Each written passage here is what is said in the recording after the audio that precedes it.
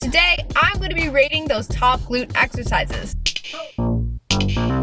Just want to preface this video that these are my ratings. Other people might like other exercises more, and other people might rate these exercises a bit different. Hey YouTube, what's up? Welcome back to my channel. It's your trainer Remy here. On my channel, we take all things fitness education, workout tips, glute growth, muscle growth, and so much more. I'm filming in a different spot. Obviously, I'm not in my dingy old basement. I woke up today and it was super sunny outside. now I have to film in my really dark basement. Yes, I live in the basement because I still live with my parents.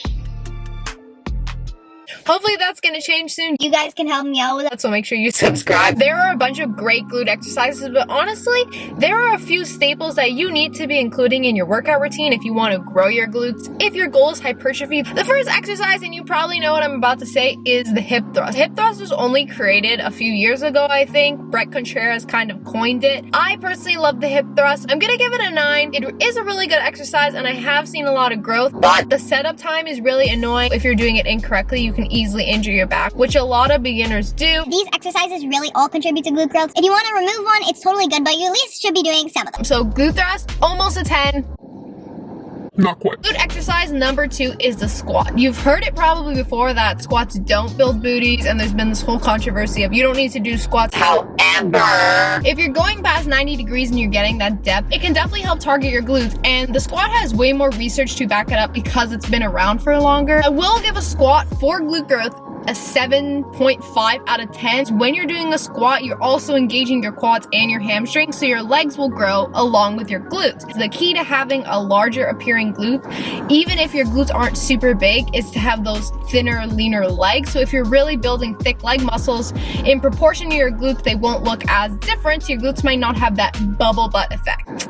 Exercise number 3 is the RDL. No, not the sumo deadlift. For glute growth and hypertrophy, they're not the best exercise. So the deadlift version I'm going to be focusing on is the RDL, or the Romanian deadlift. This is a great movement for the glutes because it is a hip hinge. There is a way for you to do the RDL that targets more of your glutes, where you bend your knees a little bit more and you sit back further into the RDL. So honestly, RDL 9.5. I love it. It's so much fun. I think it's the 4th exercise, is the step ups. When I first started doing weightlifting, the hip thrust wasn't as common, so I was doing step ups. Those are one of the basic exercises. When you search up on Google glute exercises or leg exercises, you will see the step up. That's because the step up is as old as time.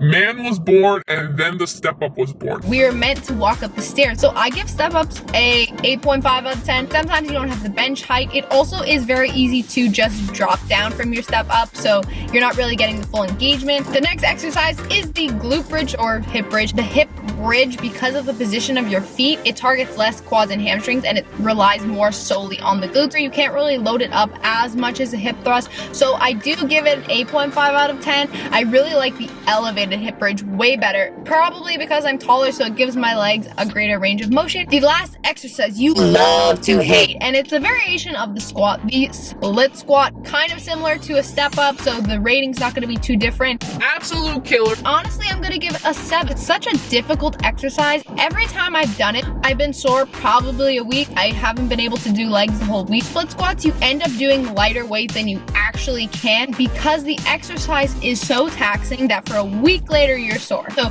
that's the only reason why I'm giving it a lower score. That's it for today's video. Thank you guys so much for watching. If you like this video, be sure to give it a big thumbs up. Drop in the comments what video you want to see from me next. Check me out on all my other social medias. They will be linked down below. Make sure you subscribe if you haven't already. I'll talk to you guys in a couple days in my next video.